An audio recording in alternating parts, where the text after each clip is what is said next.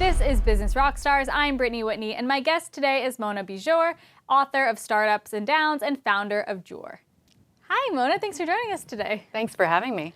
So for those who are not familiar with you and your background, tell us a little bit about how you got to where you are today. Yeah, I started off as a management consultant, and I worked on a lot of consumer products and retail companies, advising them on how to get to exits or advising them on how to grow their businesses. And then I went to business school and started working as an operator for several fashion and retail companies. And through that experience, I realized that there was a huge opportunity to change the way brands and retailers do business. They were conducting their entire business on paper. So all invoices were on paper, all products were viewed on paper. And so this was 10 years ago, and there was a tremendous opportunity to digitize, bring an offline world online. And so I started Bijoor about 10 years ago and built that business. And now I run an investment firm where we invest in retail tech companies as well as consumer product companies, franchises, real estate, and so on. Yeah, and you're a partner at King's Circle Capital. That's right. So I want to talk a little bit about Bijoor, though. Yes. So when you first started your business, what was the first step you took, and what were some of the challenges you faced? The first step was, oh my gosh, I have this great idea. Someone must be doing it. So there was a lot of research that I did to figure out who was in the market already providing this software.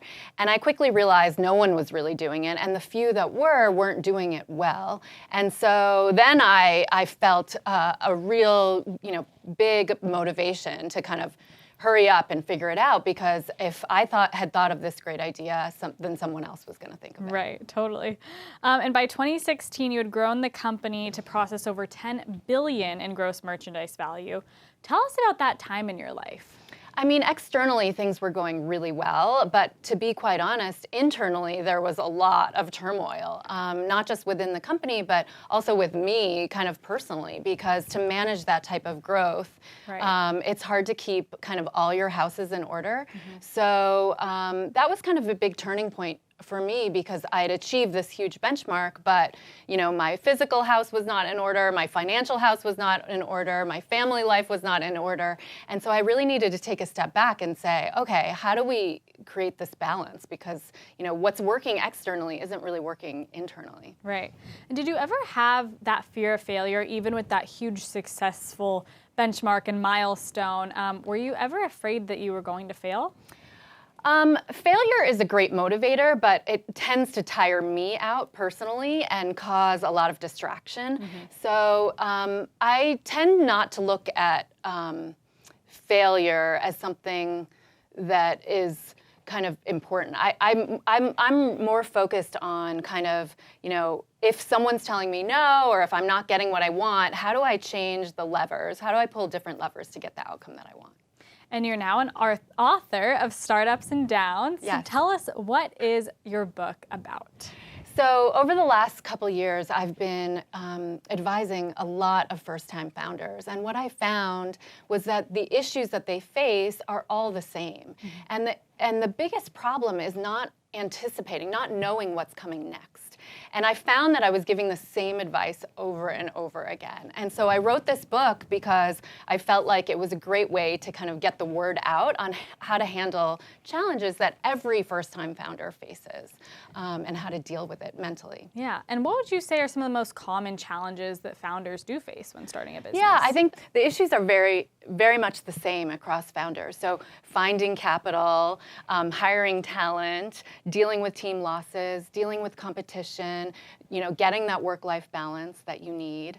And so in this book, I talk about my own journey and how I overcame those challenges, but I also talk to 10 other very successful founders to get in their heads on how they've overcome these challenges through kind of mental agility.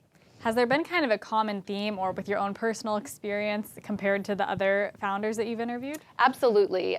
There are 7 tenets described in the book, and we won't go through them all today, Right. but they are very common throughout all the founders. I interviewed a lot of founders and distilled kind of 10 interviews down for this book, and there are lots of similarities across all founders. Founders tend to really not view the lack of resources, so lack of capital, lack of time, lack of people, as roadblocks. Most of us kind of stop when we're like, oh, we don't have enough money to do this, or I don't have enough time. Right. They're very resourceful in figuring out how to get to that yes and how to move forward. They have set up their own definition of success, so they're not really in the business of comparing themselves to other people. They have their own standard. And they are very, very focused on their purpose, and their purpose often is much bigger than, oh, I want to go exit, oh, I want to like be in the press, or oh, I want this notoriety. It's way bigger. It's about adding value and making a huge difference. It's amazing. And what did you learn from writing this book? I learned so much, but I mean, I think that the biggest takeaway for me is that we really don't have limits. We might have constraints, but we really are limitless in our kind of human potential. And that was reaffirming. I kind of knew that, and you need that. You need to exercise that spiritual muscle when you're an entrepreneur, but this really solidified that belief for me, and that, you know, if you really set your mind to something, anything is possible. And no really just means no, not right now, but you can kind of overcome that. And I think the other thing that I learned was that you need a strong support system around you. So oftentimes I find that first-time founders feel like they need to use their work ethic, their wit, their perseverance to kind of tackle any of the challenges that they have. But it's really those that have a strong support system around them where they can model behavior, they can get mentorship on specific issues to allow them to go faster. And what were some of the challenges that you faced either early on in your business or writing this book that you had to overcome yourself? Yeah, I mean, I think the biggest challenge is kind of the amount of pressure that I put on myself to kind of get to the vision that I want to realize. And that pressure can be so daunting for an entrepreneur or an author. And sometimes it's just easier to take a step back and breathe and say, okay, things will get done. And focusing that energy on kind of getting the resources in place rather than worrying about kind of failure, as you mentioned earlier. What advice would you give a wantrepreneur, someone who wants to start or grow a business but has no idea where to even begin? Yeah, I mean, I think kind of tactically, it's, you know, making sure that the market that you want to serve is big enough, and that people need what you're trying to provide, that there's a true pain point. Making sure that you surround yourself with the right team. Maybe you don't have the capacity to hire a team, but if you can't hire a team, finding the support system around you to get you to kind of your next set of goals faster. And then I think it's really making sure that you've defined your kind of meaning of success. So it's so easy to say, oh, success means, you know, selling my company for a lot of money, or success means that, you know, I have all this fame and fortune. But oftentimes, you know, an individual's definition of success is much different. And so making sure that you don't get into the comparison trap where you feel like you're comparing your growth and your evolution to other people. And I know you mentioned you mentor founders, you mentor companies.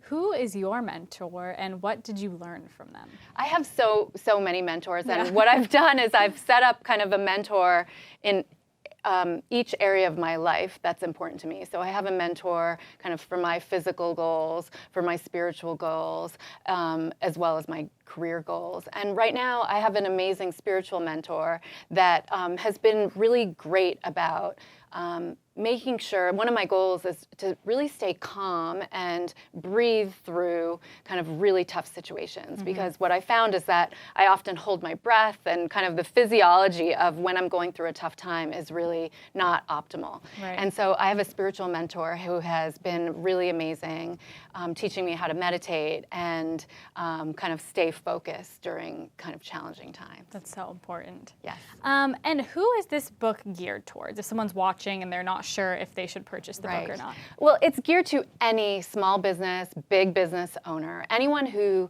is kind of managing a team of people. Maybe they're an entrepreneur, meaning an entrepreneur within an organization. Anyone that really wants to learn how to use their mindset and get a talk track. Everyone knows that mindset is important, but what do you say to yourself to get you out of bed in the morning when times are really tough? Right. Anyone who wants to kind of learn that, there are tips, techniques, tricks in this book from a variety of perspectives that provide those answers. That's great. And where can people purchase your book? It's available on Amazon and select bookstores. That's great. Well, thank you so much for joining us today. It was a pleasure speaking with you. Likewise. Thank you for having me. This is Business Rockstars. That was my amazing guest, Mona Bijoor, author of Startups and Downs and founder of Bijoor.